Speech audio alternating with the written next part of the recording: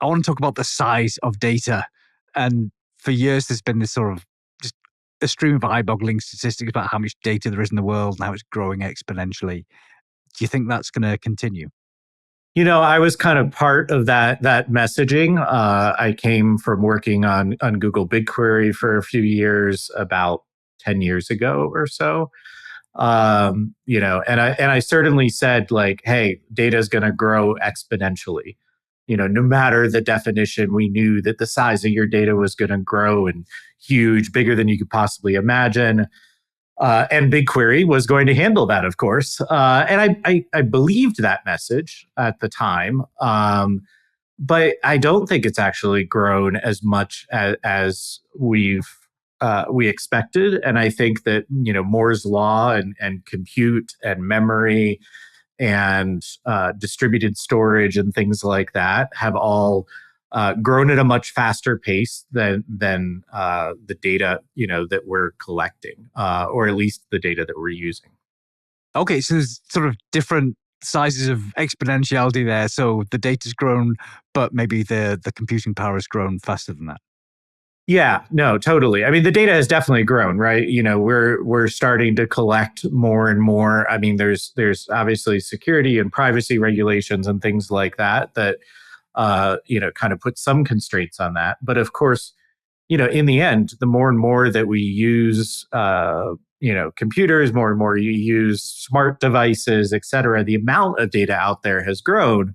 But there's only so much that people can analyze and only so much that is useful to analyze.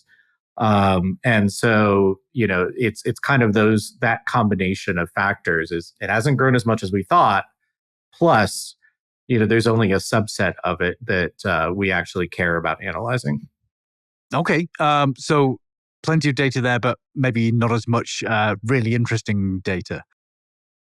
Yeah, and it also is, in terms of the overall, company landscape, the data that belongs to any given company, there's still quite most businesses out there don't have tons of data. So, at Google BigQuery, 95% of our customers had less than a terabyte of data. At Single Store, where one of my co-founders was at, 80% of the customers want the smallest instance. One of the biggest requests we got when I was at Databricks was for single node Spark clusters. Most enterprise data warehouses are less than 100 gigs. So I think the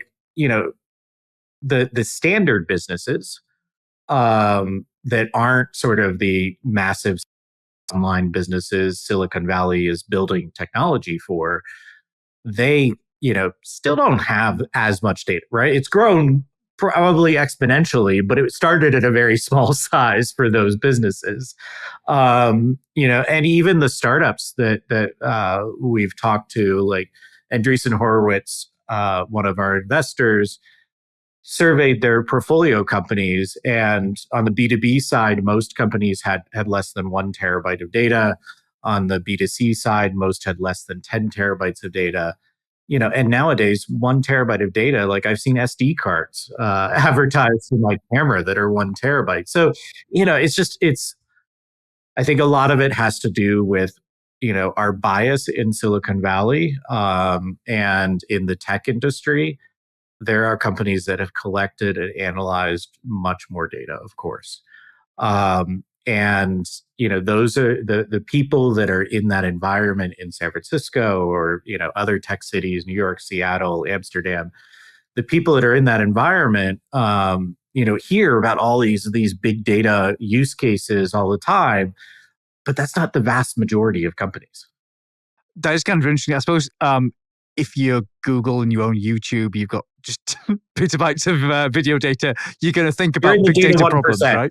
You're in the data 1%, and actually, like it's more like 99.95%. So, I guess 0.05% is the elite group of people, and it's not just our background, right? Like the Redshift folks released an academic paper recently, and they're actually talking at our upcoming Small Data SF conference.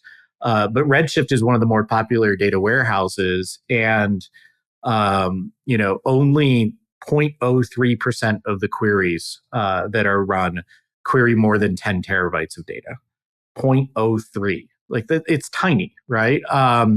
So it's, other people are starting to see this, starting to realize this.